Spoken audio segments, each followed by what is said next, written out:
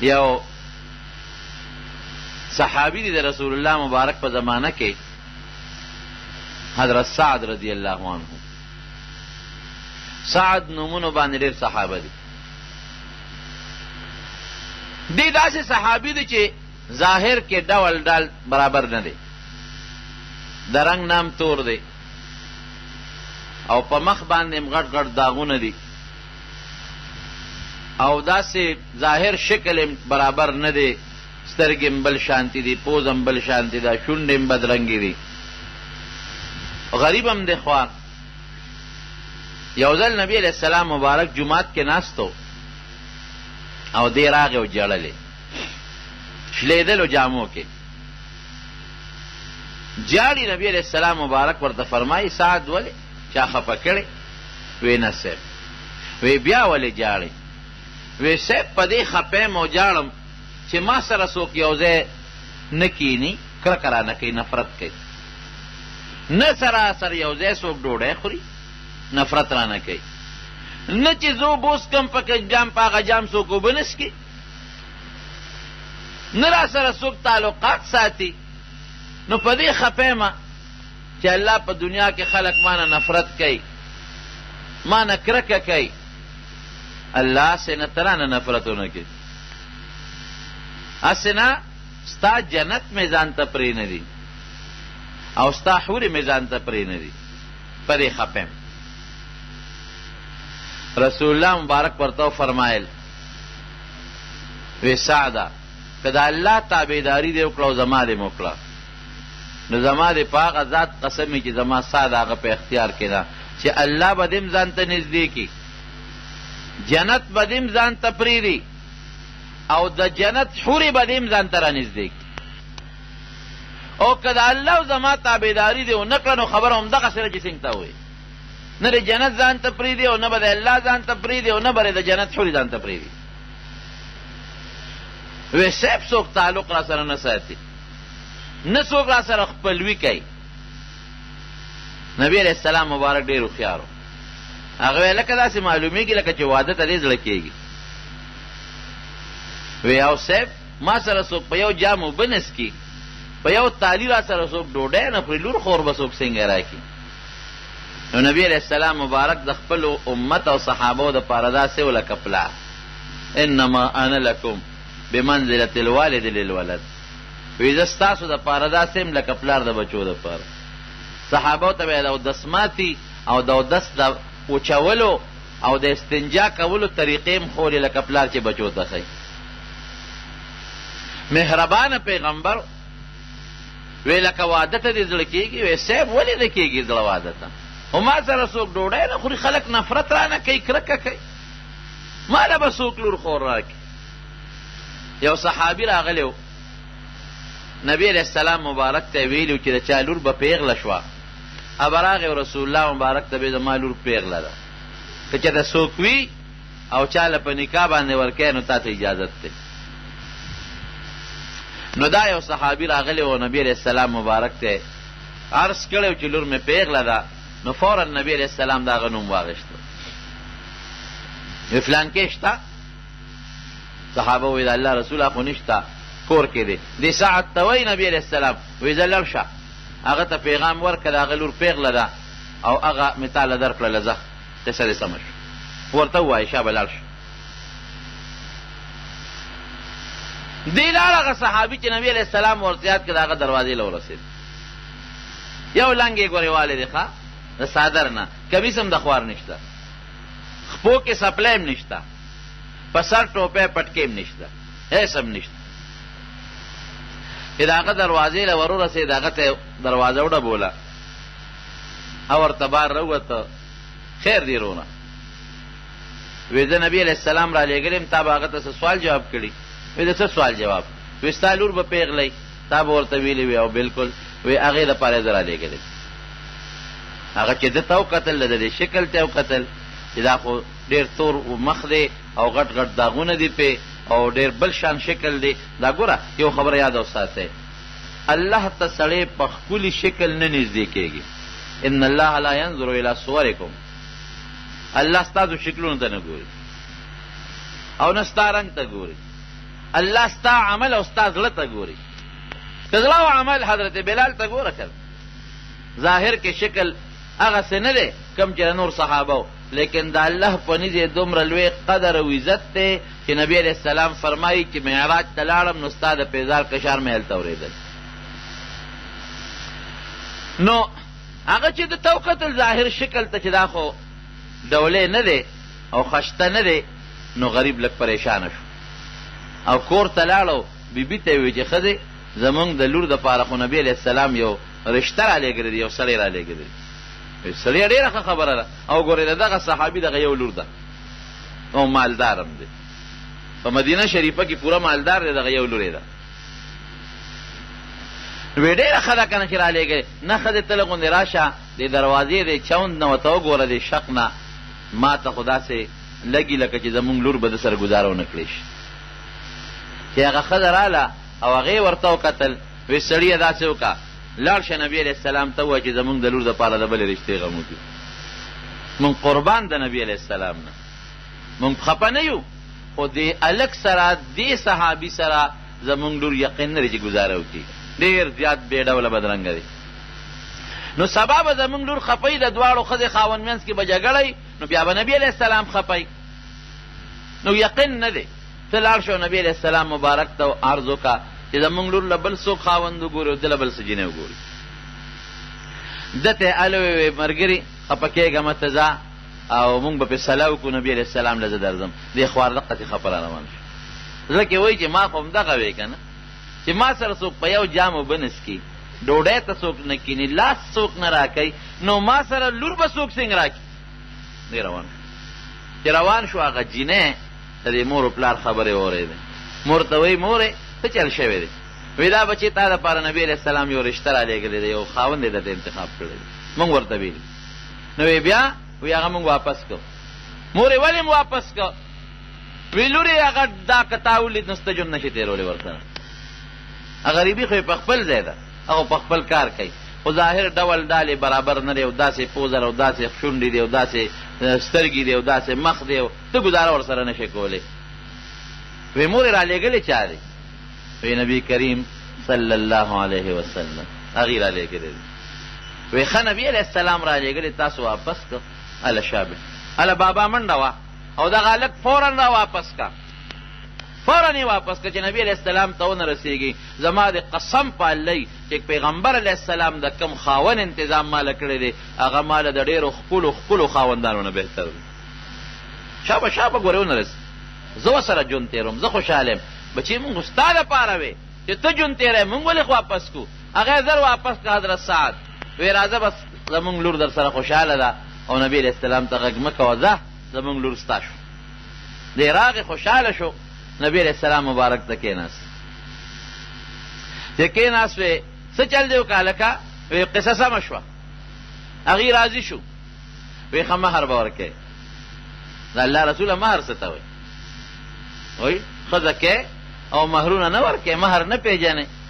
وی صاحب څه ته وایي؟ وی څه شی به ورکوې، جامې یا بل څیز ښځې دپاره چې سړی کوم څه ورکوي هغه مهر به ورکوې. وی صاحب زما خو دغه یو لنګ دی، کمیس مې هم نشته، دغه یو لنګ مې دی. نو وی دا لنګ که تا چولې هغې له څه ورکوې، او که هغې له ورکوې ته به بربنډ ګرځې. نورو وی سم نشته. کور کم دی، کور نشته، پټې نشته، پیسه نشته، کاسه نشته، کمیس نشته، سپلی نشته، ټوپی پټکې هم نشته. رسول الله مبارک ورته وفرمایل داسې وکړه لاړ شه حضرت عثمان ته، 200 درهم به درکړي، ما ورته یاد کړه. حضرت علي ته لاړ شه 200 درهم به درکړي، او عبدالرحمن ابن عوف ته لاړ شه 200 درهم به هغه درکړي. دا راوړه شام. لاړ 200 هغې ورکړه، 600 درهم یې راوړه. چې راویړل یو صحابي سره 2 کوره و. نبي علیه السلام مبارک اواز وکړه دې خوا راشه. وی تاسو کوره دي؟ وی حضرت 2. وی یو دله ورکړه. وی ورمې کړه. 600 روپۍ هم ورته جمع شوې او کور هم ورسره وشو. وی زه لاړ شه په دې 600 روپۍ باندې ښځې له هم څه جامې مامې واخله، ځان له هم څه جامې واخله، او کور له څه لوښې او څه کټوۍ او سمسۍ او د کیبې مکیبې قصه پیسه برابر کا، او زه انشاءالله د درته د واده بندوبست کوم. د سړي کارو شو خوشحاله شو لاړ بازار ته رڼو چې بازار ته لاړه نو د هغه 600 درهمو نه 300 ځان له کړې او یو پلو پورې وتړلی او په 300 لګیا د ځان له او خپلې بیبي له جامې اخلي او د کور سامان مامان اخلي دکان ته وخت دې کې یو اواز واورېد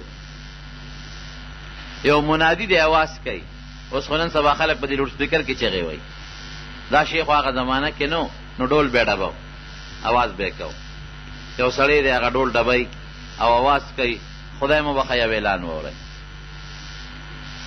اعلان دا دی چې نبی علیہ السلام مبارک سره د صحابه فلان کی طرف ته جهاد للا او که څوک خپل سامان لري خپل توره او خپل نیزه او خپل اس لري سامان وسره خپلی بیت المال کې سامان نشتا نو هغه د پیغمبر علیہ السلام سره ځان جهاد ته تیار کی او چې دا आवाज د واورېده نو په هغه دکان کې په دا ودرېده او د आवाज ته متوجه شو چې خدای اوس وکم واده وکم ښځې له ځان له جامې او سامان واخلم او که د نبي علیہ السلام مبارک سره جهاد ته لاړ اوس به څه کېږي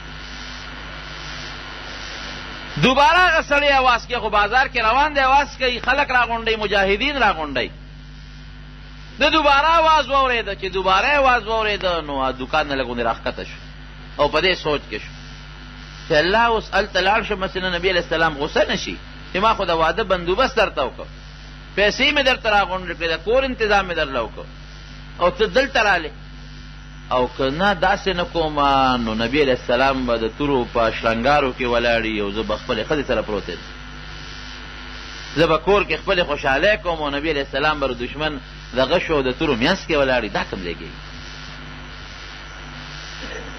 درېیم اواز یې واورېد چې درېیم اواز یې واورېد به دوکان نه راکوش او لاړ بل مارکیټ ته بل بازار ته او فوراً یې هلته ځان له زغره واغېسته د جهاد سامان یې واغېست په هغه پیسو توره یې واغېسته یو اس یې واغېسته او یو نقاب یې واغېسته چې دا مخ پې وتړي دا صرف سترګې ښکاري باقي پټ شو څوک مې ونه پېژني واده پاتې شو ګوره اخ غریب دومره پریشان و د واده متعلق او چې دلته د نبی علیہ السلام خبره واورېدله د هغه د جهاد شرکت یې واورېده نو بیا اغار څه پاتې شو نیغ میدان جنگ ته لاړ په سب دې موږ څه وکړی موږ مدرسې ته هغه بچي لیږو چې هغه معذوری داسې ده که نه ده چې کم موږ یو ځل مدرسې ته چا یو ماشوم راوسته وی دا مې دین ته وقف که راغې خوشحاله مې کاکا دین ته دې وقف که و یو خدای اولاد را کړی دی بچي را کړی دی دا یو پکې تاسو ته دین ته د الله دی دین ته وقف دی چې ما را نږدې که په سترګو باندې معذور و مې کاکا دا خو په سترګو معذوره دی و یو بس خدای پیدا کړی دی نو نیم لیونی یم خولې نه یې لاړې بېدلې نیم لیونی و خولې یې لاړې بېدلې او په سترګو باندې معذور و مې با کاکا خدای ته ښه شی وبخه دا کور ته بوځه او کور کې ولا خدمت کوه او چې کوم د په سترګو روغ بچی دی او خدمت کولی شي او عقلمند دی اره ولا دین ته وقف کا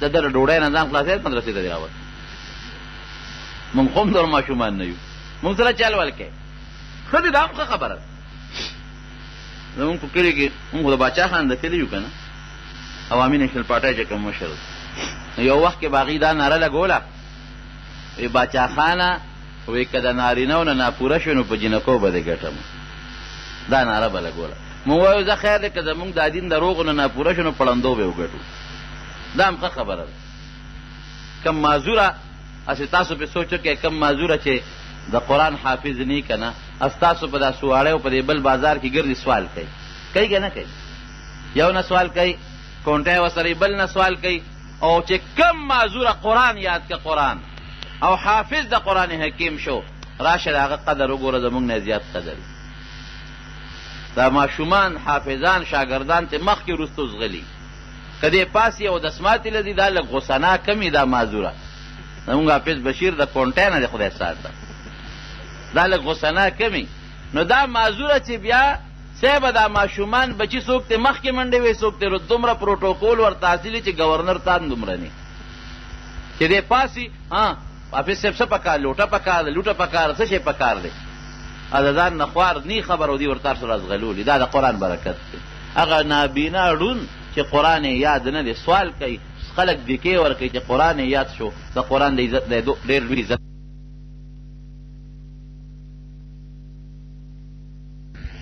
هلته به لګیو جوارو کې به مونږ کار کوو ګوډ به کوو بانګ به ووایي اوس دا څنګه د رسول الله سره مینه ده دا څنګه د الله سره مینه ده نه دې دوکان بند کړ نه دې ګرمۍ کې جومات ته قدم را واغېشته نه دې د خپل پټي هغه چاري او کوداله پرېښوده نه دې خپل سوزکي یا ګاډې غاړې ته ودرو چې جومات کې مونځ به وکړم ولې نبي علیه السلام او الله پې خوشحالېږي دا خو هسې ګپ شپ دی مینه دې ته وایي لکه د حضرت سعد رضی الله عنه په زړه کې چې وه الله دې داسې مینه زموږ وروڼو نصیبه کړي نو په هغې سامان یې واغېشت هغه نقاب باندې دا مخ وتړه صرف سترګې ښکاري پاس سور شو لړ میدان جنګ ورسېد واده او ښځه هر څه په ځای پاتې شو چې لاړ بهادر او دلیر اصل کې د عشق او د مینې په نیت دی وتی دی نو صاحب د دشمن په دا میانځ کې ورننوت او په دې اس باندې سور دی او داسې پرې یې وویستې که نه د دنیا کافر یې مردار کړه خو صحابه پېژنې چې دا څوک دی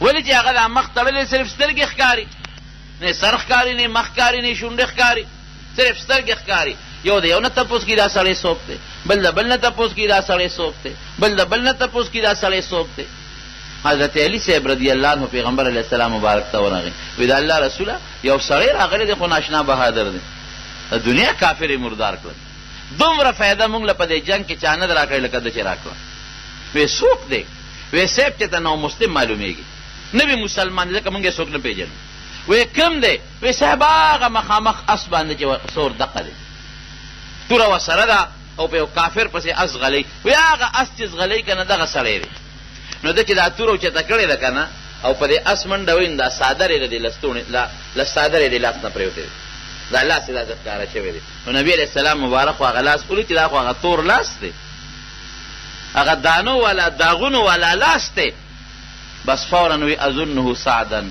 ګمان کوم دا هغه سعد دی ده خو نیکبخت هغه د واده انتظام جوړ پرېښی دی او جهاد له راغلی دی ورشه تپوس دی وکړه سعد خو نه حضرت علی رضی الله عنه ورمنډه کړې چې ورغې هلکه نبي علیه السلام در نه تپوس کوي ته سعد خو نه نو د سر وخوځو یو هغه سعد راغې وی د الله رسول همغه دی هغه سعد دی هغه هر څه یې پرېښودل او راغلی دی میدان جنگ کې جنګېږي اوس نبي علیه السلام یې په تماشه دی ورته خوشحاله هم دی دی کې دی یو کافر سره په پرده ونه شو کافر پې زورور شو د اسې وله ووم دی اس هلته پرېوته او دی خوار دی بل طرف ته پرېوته کافر پې راغې په دې هم په توره غزار وکړو چې څنګه یې غزار وکړو دی زخمي کې پرېوت په ځمکه تاسو یقین وکئ نبي علیه السلام مبارک په خپله رامنډه کړئ هلته ولاړ دی تماشه کوي په خپله رامنډه کړئ او چې راغې دی اوس دی وینو کې داسې دا چوړ پوړ پروت دی وینې پې د پاسه پرتې دي په دا خاورو کې پروت دی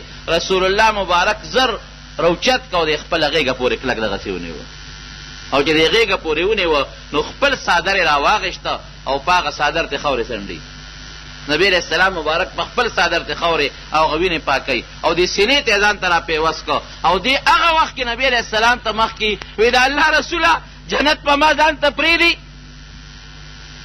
الله به مې ځان ته پرېږدي او د جنت حورې به ما ځان ته پرېږدي هغه وخت دنیا کې خو ما نه خلک نفرت کوي ما الله او جنت او حورې به ځان ته پرېږدي نبی علیه السلام مبارک ورته قسم خوري وی زما د په هغه ذات قسم چې زما ستا د چا په اختیار کې ده د قیامت په ورځ د الله په دربار کې به تاله زه ګوی کوم جنت به م ځان ته پرېږدي الله ته به م نږدې شي او د جنت حورې به دې م ځان ته پرېږدي دا خبره چې وکړله او دې سینې پورې ځان ته پیوس کړه دا رونو د مینې نښه ده ګورې یا خو داسې حال و چې ډوډۍ ورسره یو ځای نه خوړه چا د ده په جام باندې اوبه نه څکلې یا چې د نبي علیه السلام محبت کې ځان راوویسته نو چې کم وخت ساه خېږي د رسول الله مبارک په غېږ کې دې ساه خېږي دې نه لوی منقبت رونو بل شته دی نشته دی دا د انسان دپاره ډېر لوی منقبت دی ډېره لوی د انسان دپاره کمال او د انسان دپاره په دنیا کې ډېر لوی عزت دی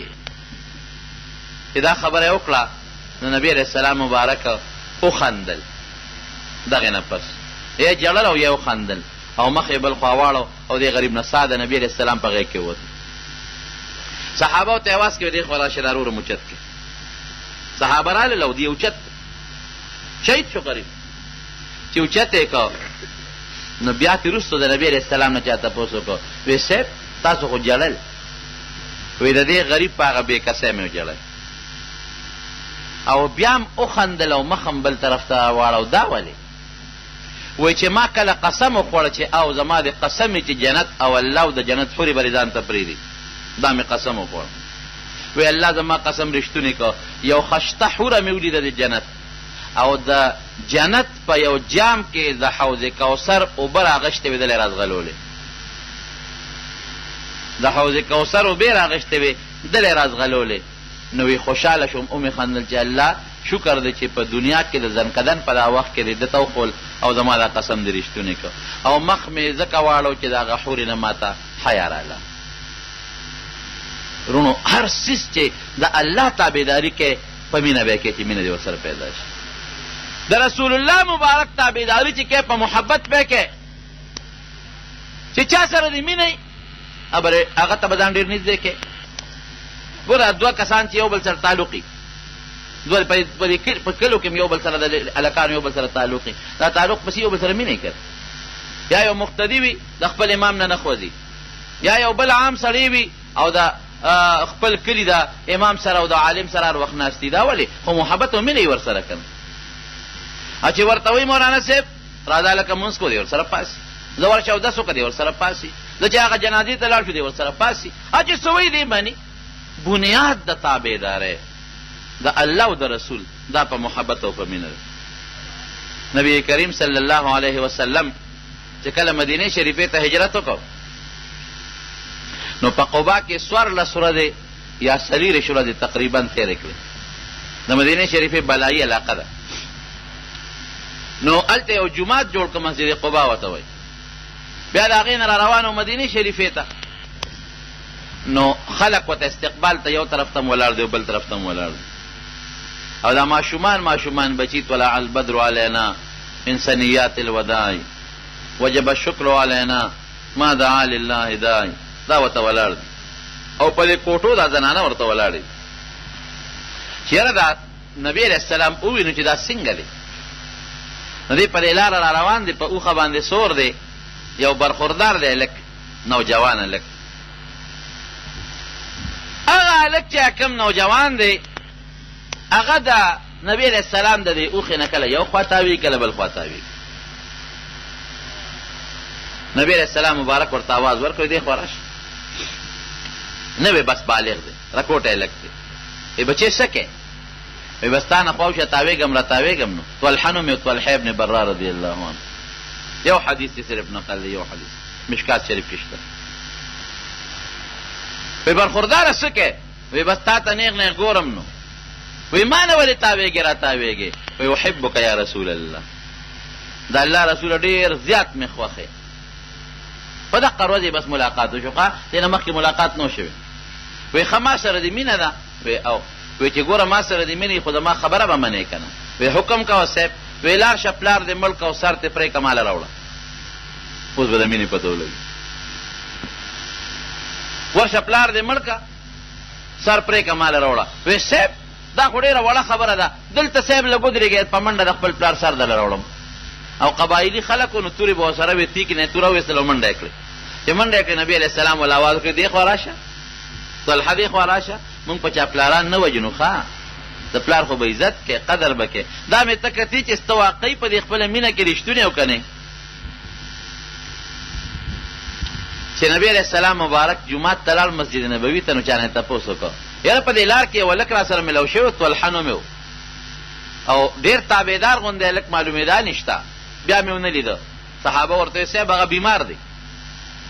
وایي دی چې تپوس دی لاړ شو رسول الله مبارک سره د ملګرو تپوس ته لاړ. هغه هم دغه بالایي عوالي ورته وایي د قبا سره خوا کې په دغه علاقو کې اوسېده. چې ورغې نبی علیه السلام مبارک کور ته ورننوت په کټ کې بستره باندې پروت دی. نو ډېر زیات یې وجړل نبی علیه السلام او رسول الله مبارک هم سترګو نه اوښکې وبهېدې. وی د الله رسوله داسې معلومیږي لکه چې دا د ما خیري بیماري و مرم. وی بچې مه جاړه الله به دې جوړ کړي. وی نه رغېږم نه الله رسوله، خو جاړم هم په مرګ نه. مرګ خو انسان له خامخا راځي، په دې جاړم چې زه کله مسلمان شوم او ته مې ولیدې نو تا سره مې ډېره زیاته مینه پیدا شو. زړه کې مې دا فیصله وکړه چې زه به د خپل پیغمبر نه خوځم. دا به په جومات کې هم زه خدمت کوم، دا به په سفر کې هم زه خدمت کوم، دله به اوبه هم راوړم او زه به ستا خدمت کوم. بار او دننه حضر او سفر کې تا نه به نه جدا کېږم. نو په دې خفیم دا ارمان پړوړم چې هغه زما کم په زړه کې ارمانونو امې ترسره نه شو. دغه یو نظر مې ولیدی نو څه خدمت مې ستا ونه کړی شو. ګوره هلک دی خو په زړه کې او په دماغو کې سوچ پروت دی د نبي علیه السلام سره محبت او مینه. نبی علیه السلام مبارک تسلي ورکړه او بهر راووته. چې راووت نو وارثانو ته یې وایي چې داسې معلومیږي چې لکه دا طلحه وفات کېږي دې بیمارۍ کې. اندازه یې داسې ده، بیماري سخته نه. نو چې دی کله وفات شي نو ما به راغواړی زه به پې جنازه کوم. دا هلک پوه شو، تپوس یې وکړه د هغه خپلو رشته دارانو نه. وی نبی علیه السلام څه فرمایل؟ وی څه نه دي ویلي؟ وی نه زه پوه شوم که نه. څه یې ووې؟ وی نه داسې څه خاص خبره نشته، دنې خبره پټوله. وی ګورئ زه یو خبره درته کوم، که زه مړ شم زما جنازې له به نبي علیه السلام نه راغواړی، نه به راغواړی. هغې ورته حیران شو. ولې؟ وی په لاره د یهودو کورونه دي، یهودیان دي په دا لاره کې. هسې نه چې زما جنازې له راځي یا واپس ځي یهودیان ضرر ورته ونه رسوي. دې ته مینه وه. حالانکه رسول الله مبارک فرمایي وی چې زه چا جنازه وکړم زما په جنازه الله له په قبر کې دغه انسان له الله پاک رڼا پیدا کوي. او زمونږ د وطن دا یو طریقه هم ده، خلک ښکلی عالم او نیک سړی راغواړي چې زما جنازه دې وکړي. داسې ده که نه ده؟ او چې نبي علیه السلام غوندې شخصیت جمدی وي نو په بل چا څوک چې د جنازې کوي. زړه غواړي چې زما جنازه دا د نبي علیه السلام وکړي او د ده مینه دومره ده خیر دی زما جنازه دې ونه کړي، خو هسې نه چې په لاره په تلو کې او په راتلو کې چې یهودیان ورته تکلیف ونه رسوي، دشمن ورته ضرر ونه رسوي. نبی علیه السلام مبارک لاړو دی وفات شو.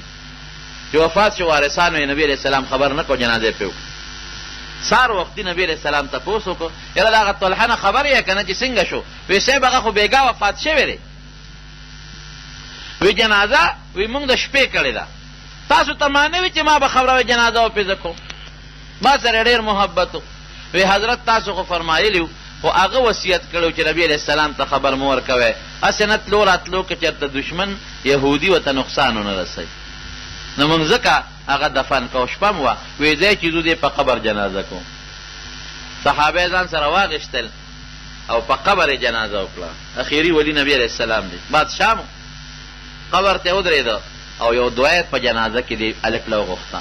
قسم دی د نبي علیه السلام ټولې دعاګانې ډېرې مزېدارې او ښایسته دي چې څومره یې کړي دي، ډېرې ښایسته سوتره مزېدارې او د فایدې دعاګانې. خو چې دا دعا زما ذهن ته کله رامخکې شي نو زما په زړه کې د دې نه ښایسته او بهتره دعا چې ته بل د چا لپاره نه ده راغلې.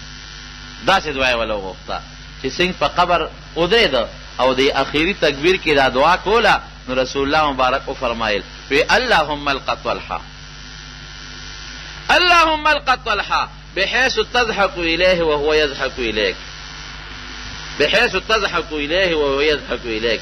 یا الله دې طلحه سره یو ملاقات وکړه، ته سره ملاقات وکړه، خو داسې ملاقات چې ته ده ته خاندې او دې تا ته خاندي. الله داسې ملاقات ورسره وکړي چې دواړه یو بل ته وخاندې. وایه دومره د مینې ښایسته دعا بله شته؟ د الله خندا څه ده؟ تعبیر ته مونږ نشو کولی. مونږ خو دا د الله رضا ده، د الله خندا، د الله خوشحالي ده. اوس په دې کیف یو الله خبر دی، په دې کیف چې الله بنده ته خاندي او بنده الله ته خاندي یو الله خبر دی، یو رسول الله مبارک خبر دی. په دغه کیفیت مونږ نه یو خبر. وی داسې ملاقات ورسره وکړه چې ته ده ته خاندي او دې تا ته خاندي. دا ولې ورونو په قبر ورته جنازه کوي او داسې ښایسته دعا، دا د هغه د مینې د وجې نه ګورئ، د محبت د وجې. نو رونو الله سره به مینه کې نو مدرسې ته به راځئ بیا، او که الله سره دې مینه نه نو به قرآن له ګوتې یوړی شي نو مدرسې ته راشي. د الله د رسول سره به دې مینه نو د هغه کتاب به لاس کې رانیسئ، او که هغه سره دې مینه نه بیا هېڅ هم نشته. یو صحابي راغی نبي علیه السلام ته وایي مته الساعه قیامت به کړې؟